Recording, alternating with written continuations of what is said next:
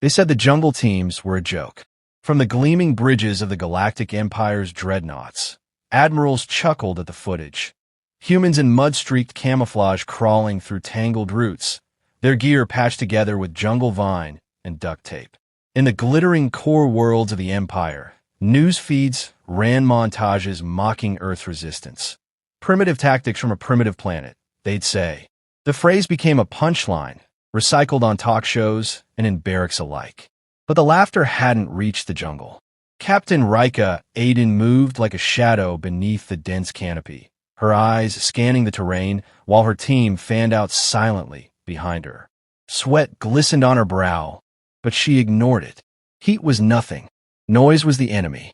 She motioned with 2 fingers, and Lieutenant Marcos peeled off to the left flank, disappearing behind a gnarled tree older than the Empire itself. Each member of Team Viper had memorized this section of rainforest down to the moss patterns on the trunks. It didn't need satellites. They had instinct. Movement northeast, whispered Anna, the rookie.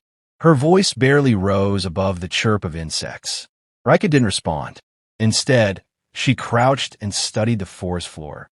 The Empire's recon drones had been hovering at night again. Scorch marks on the bark told her they'd deployed thermals. Amateur mistake. Jungle teams had learned to mimic the heat signature of the forest itself. Mark it, she murmured, and keep moving. In orbit, aboard the GS Valorant, Admiral Threx of the 4th Imperial Fleet yawned as another report scrolled across the display. Minor resistance, the AI intoned, showing pixelated heat maps of supposed human insurgents. Low-tech, predictable. Threx waved it away. Set up a forward base. Let them come. I want this operation wrapped before a quarter cycle. His adjutant, a younger officer named Vel, hesitated. Sir, there are reports of something else. Not just skirmishes. A pattern. A pattern of defeat. Threx smirked. Let the primitives play soldier. It makes the conquest more amusing. Vel said nothing, but he had read every dispatch. Units disappearing. Comms going dark. An entire platoon reduced to a single, babbling survivor who spoke only of shadows and silence. The word phantom had appeared 3 times. Back on Earth, Ryka and her team reached the edge of the Imperial drop zone. Through the thick foliage, they could see the hulking shapes of prefabricated turrets and humming power nodes being assembled. Workers in exo-rigs moved with methodical speed, unaware that death crouched less than 50 meters away. Ryka tapped her wrist console, overlaying a heat map of the area. She marked 4 weak points: power relays, fuel lines, and a command tent. Viper 3, status? Marcos's voice crackled softly. Explosives planted. We move on your mark. Confirm countdown, 2 minutes. Fall back to shadow positions. They dispersed like mist, vanishing into undergrowth as if they were never there. The explosions came in sequence. Sharp, surgical bursts that set the night alight. Fuel lines erupted into fireballs. The command tent tore open like paper. Screams echoed as the Empire's facade of invincibility cracked. And in the middle of the chaos, a single message pinged on every Imperial comm unit. Jungle laughs last. The next morning, feeds across the Empire played the footage. An anonymous leak had surfaced. Night vision captures of Imperial forces scrambling as flames consumed their camp. And just visible in one frame, a blurry figure with no readable heat signature slipping through the blaze.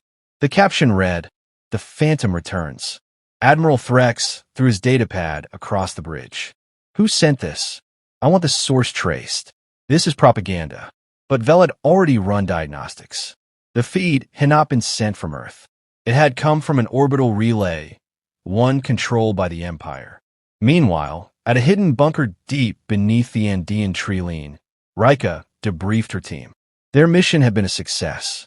0 casualties, maximum confusion, and, most importantly, the myth of the Phantom was alive. Anna sat on a crate, unwrapping a protein bar with trembling fingers. Captain, what is the Phantom? I mean, really? It's not just us, right? Ryka paused. She looked at Anna, then at the others. Marcos, silent as always. Tilo, the team's comms expert, leaning against a crate with a half-smile. They'd all heard the stories. A being, or a system, or maybe a person who could erase entire patrols without a sound. It's what they fear, Ryka said at last. And we use that. Anna nodded slowly. She wasn't sure if that meant the Phantom was real or not. Maybe Ryka didn't know either. A new alert flashed on Tilo's wrist console. He frowned. Empires calling in reinforcements. Big ones. Fleet scale. Then we're doing something right, Ryka said, standing. Her voice was steady. We poke, they panic. We strike, they overextend. They mock us, but every time they laugh, they bleed. Outside, the jungle hummed. Unaware of the war, it was sheltering. Or maybe it knew. Maybe it had chosen sides. Back in orbit, Vel stood alone on the Valorant's observation deck, staring down at the blue-green planet below. He wasn't laughing anymore. The mockery was gone from his thoughts. There was something happening on that world. Something the simulations hadn't predicted. Something human. As Ryka watched the sunset through a narrow slit in the bunker wall, her mind was calm. Let them mock. Let them come. Earth would be ready. The jungle didn't forget. And the Phantom was always watching. The jungle was quiet, too quiet. Captain Ryka Aden lay prone beneath a curtain of vines, watching a narrow ravine that split the Empire's temporary outpost in two. A light drizzle filtered through the canopy, dampening her uniform and softening the already muted sounds of the forest. Her eyes didn't blink. Her breathing matched the rhythm of the rain. Across the ravine, beyond the outer sensor grid, an Imperial relay station pulsed with blue-white light. It was nestled between rocky outcrops, an ugly wedge of steel and antenna that looked like it had been slammed into the earth. This was their objective. Anna crawled beside her, careful not to disturb the foliage. Visual on 4 sentries, she whispered. 2 by the gate. 2 on the overlooked tower. Ryka gave a slight nod. Tilo was already in position on the eastern ridge, monitoring frequencies. Marcos was circling behind to sever the power line. The operation was delicate. Less sabotage, more theft. Earth needed intel. Proof. Patterns of movement. Names. Access logs.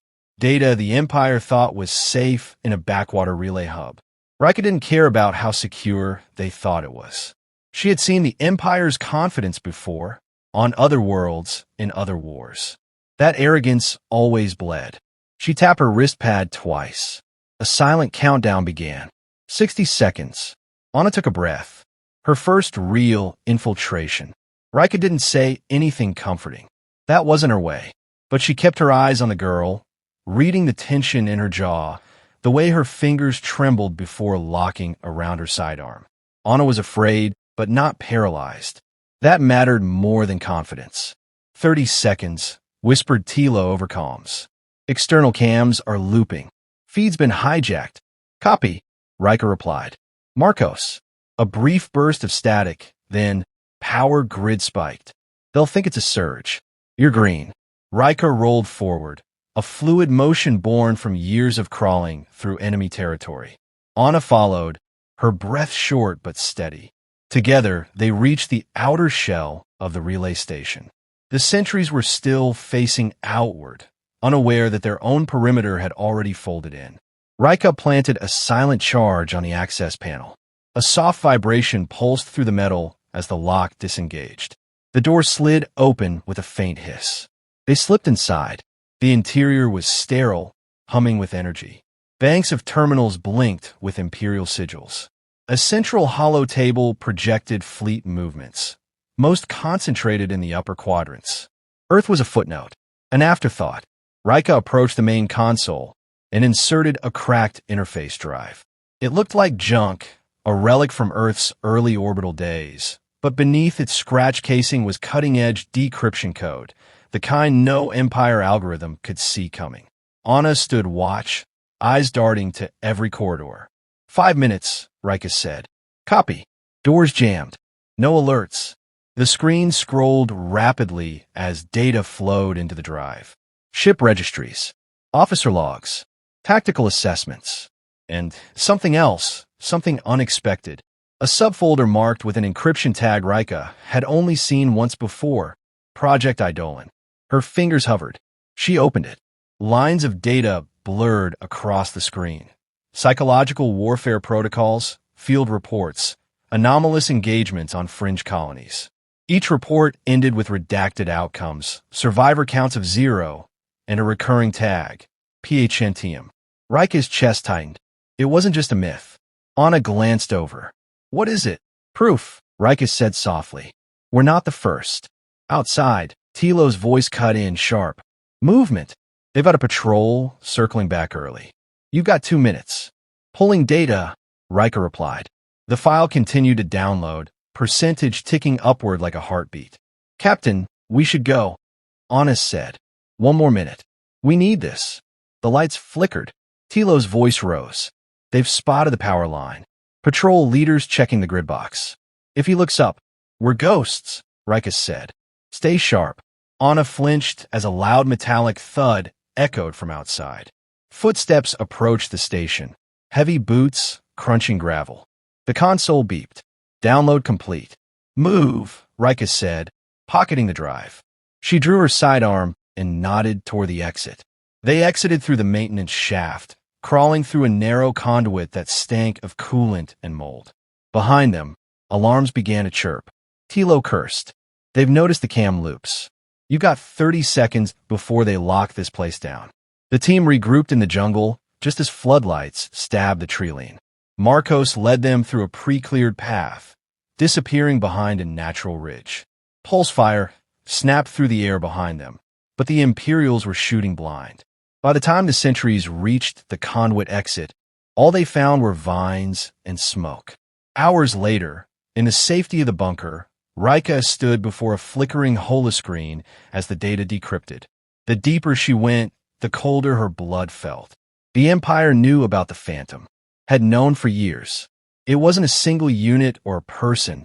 It was a doctrine, a Black Ops initiative seeded during the earliest human resistance efforts on Mars and Saturn's moons.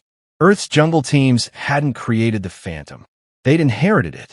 What is all this? Tilo asked, leaning forward. An experiment, Ryka replied. A psychological weapon.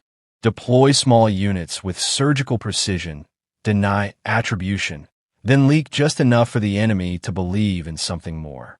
Create a ghost. Make them doubt. Make them fear shadows. Anna crossed her arms. So, we're part of some old plan? Ryka shook her head. The Empire shut it down after it backfired. One of the original Phantom units went dark, started operating on its own. They never caught it. Tilo raised a brow. You think it's still out there? Ryka didn't answer. The holoscreen displayed the last known transmission from the rogue unit. Coordinates. Earth's jungle hemisphere.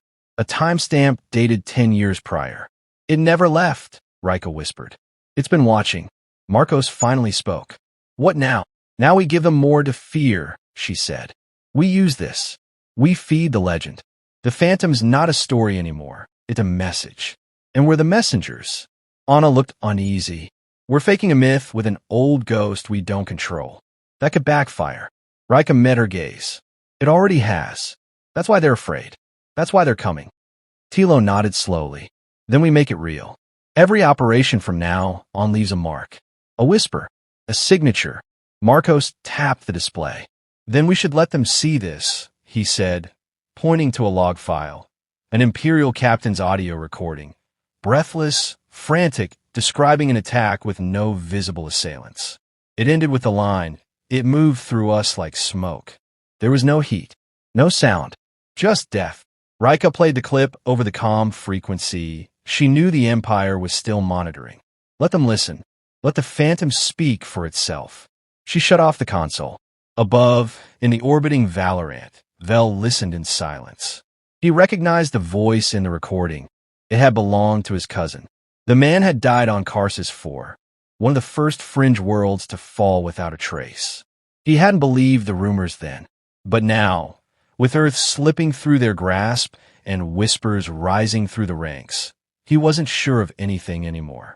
Vel stood, the shadows of the bridge consoles flickering against his face, and muttered to himself, "What if it's not a myth?"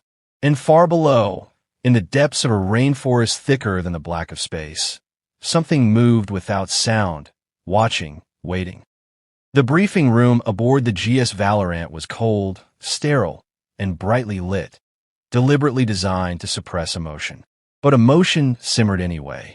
Admiral Threx stood with his arms behind his back, staring at the holographic map of Earth's southern hemisphere. Dozens of red icons blinked, supply outposts, destroyed convoys, downed recon drones. A thin line of green, representing Imperial-occupied zones, was receding with every passing hour. "This is unacceptable," he said, his voice clipped. Around the table, fleet officers shifted uncomfortably. No one spoke. Vel studied the map from his place beside the admiral. What troubled him wasn't the scale of the losses, but the pattern. The jungle teams weren't hitting randomly. They were probing, striking at pressure points with precision. Not just fighting back, outmaneuvering. And always vanishing afterward. "I've requested full orbital sweeps," said Commander Aurian. "Thermal, seismic, even psi-spectral. Nothing. They vanish into the terrain like insects."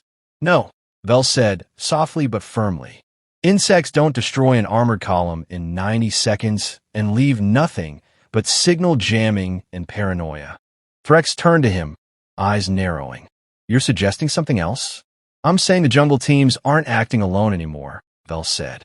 "We're not fighting soldiers. We're fighting an idea. A ghost." The admiral scoffed. "This phantom nonsense again." Vel didn't flinch. "Whatever it is, sir, it's winning." On Earth, Ryka crouched beside a rotting log, her face smeared with ash to dull the shine of her skin. She watched through infrared lenses as an Empire patrol moved in tight formation through the gorge below. 5 soldiers scanning both sides. Professional, cautious, but not cautious enough. She signaled. To her right, Marcos deployed a sensory decoy, an artificial heat signature shaped like a crouching soldier. The Empire patrol turned toward it instantly. They never saw Ana drop from the trees behind them. In less than a minute, the gorge fell silent again. Tilo moved in to collect tags and record the operation's success. Each tag went into a black capsule labeled with Imperial symbols, to be planted at the next ambush site. A calling card, a warning. Ryka watched Ana as she cleaned her blade. The rookie had stopped shaking after her second kill. Now she moved with purpose. Efficient, controlled. But Ryka knew that control came at a cost. It always did. "You good?" she asked. Ana hesitated, then nodded. They didn't scream, just went down. Ryka looked away. "Don't think of them as people. They're part of the machine. We break the machine, or it breaks us." Ana swallowed hard. "And the Phantom? What happens when they start thinking it's real?" "They already do," Ryka said. "And it's breaking them." 2 days later, the Empire returned in force. Dropships blackened the sky above the equatorial zone, vomiting out squadrons of mechs, infantry, and sensor drones. Mobile command towers unfolded like insects, planting themselves in the soil and linking to the orbital grid. The Empire was done playing. Ryka studied the feed from a repurposed Imperial satellite the team had hijacked. The deployments were aggressive, forward operating bases popping up every 50 kilometers. They weren't just defending. They were hunting. "They're overextending," Tilo said, grinning. "No," Ryka replied. "They're scared." Ana pointed at a column of heavy transports moving along a river valley. "That's the biggest convoy I've seen." "Target of opportunity," Marcos added. Ryka nodded slowly. "We'll make it hurt." The team mobilized. In less than an hour, they were on the move, through foliage, across flooded ravines, beneath the dripping canopy. Rain pelted them, masking their thermal trail. Marcos rigged charges to tree trunks. Ana laid tripwires in the underbrush. Tilo jammed the convoy's comms 10 seconds before it reached the kill zone. Ryka waited until the first vehicle crossed the line. Then came fire. Explosions ripped through the trees, toppling armored haulers and flinging bodies into the water. Flames licked upward as the jungle itself seemed to awaken in violence. Screams cut through the rain, followed by silence. Only one vehicle managed to reverse. Inside, a terrified officer screamed orders into a deadcom link. He reached for the emergency beacon. A hand slipped through the hatch, pale, glove quiet. The last thing he saw was a pair of eyes like steel. Later, Ryka recorded a brief message using the officer's own wristpad. No threats, no demands. Just 2 words, "We're listening." She uploaded it to the Empire's own command net. Within hours, panic spread. Back on the Valorant, Vel read the intercepted message 3 times. "It's a psychological war," he said aloud. "They're using our infrastructure against us." Threx was silent, his eyes fixed on a new report. For outposts destroyed. 30 personnel unaccounted for. 0 evidence of attackers. The phrase "phantom unit" now appeared in 5 separate after-action reports. It had gone from myth to field tag. The Admiral finally looked up. "Suggestions?" Vel hesitated. He had a plan, but he knew it would draw backlash. Give them what they think they want. Send a decoy. Leak intel about a phantom capture and bait them into acting. "Risky," Threx said, "but bait cuts both ways." Vel nodded. "If they take it, we tag their movements. Find a real command node. Cut off the head." On Earth, Tilo picked up the transmission. Imperial chatter about a captured operative. Location: remote village once held by Earth forces, now occupied. It reeked of a trap. "This smells wrong," he muttered. "Agreed," Ryka said. "They want us to react. On a paste. But if they really did catch someone..." Ryka looked at the team. They had faced fire, darkness, loss, but never this choice. Risk everything for one unknown. Or play it safe and let the myth fracture. "We go," she said, but not blindly. That night, under cover of a monsoon storm, the jungle team moved. They bypassed drones, avoided heat sensors, and crept into the occupied village. What they found stopped them cold. A body.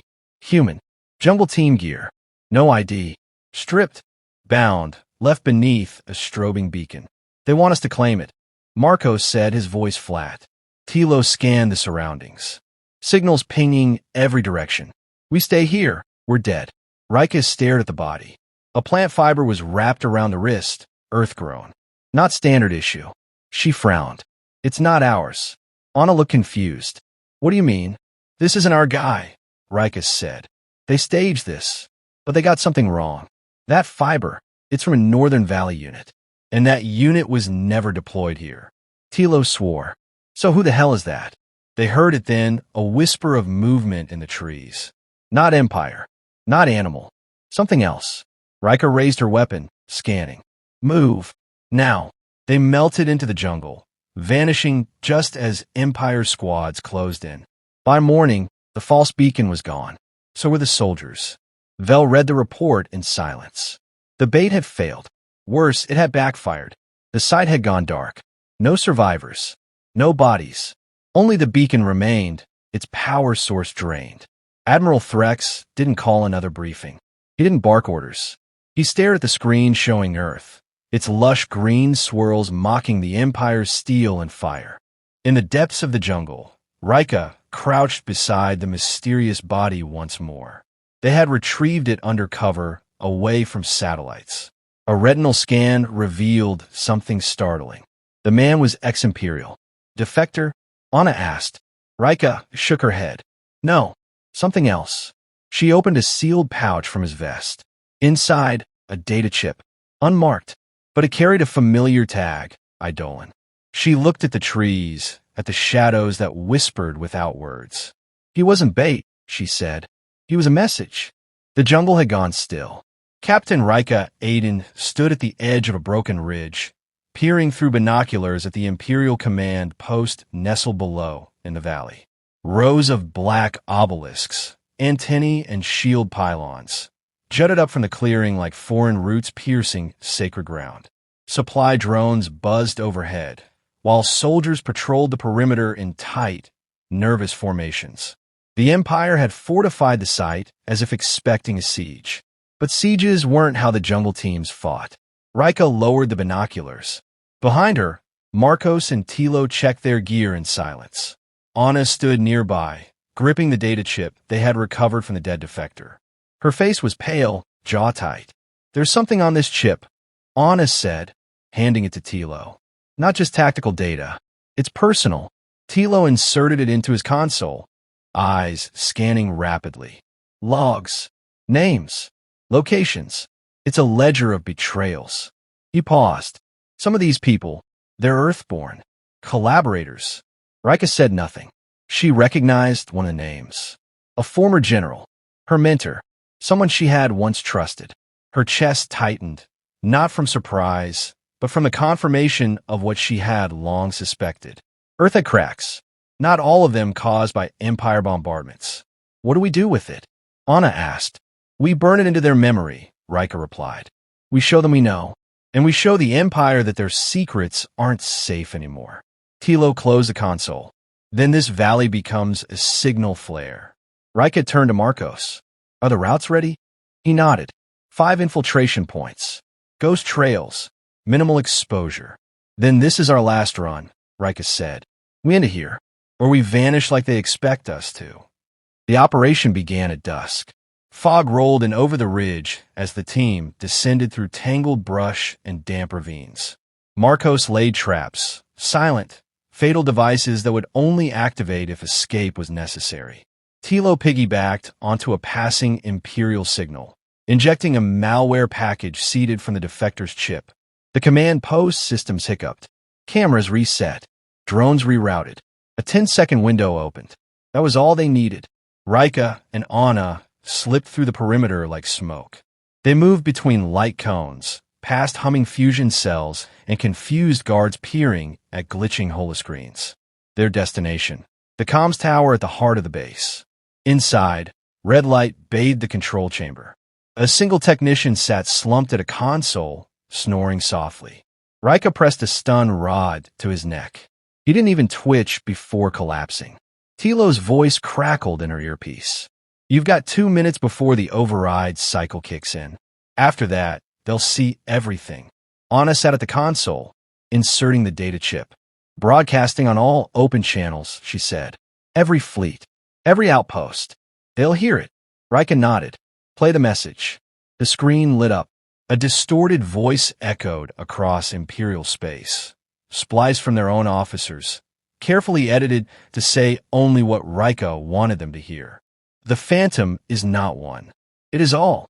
It is every forest we failed to burn. Every whisper we failed to silence. You thought us primitives. You made us predators.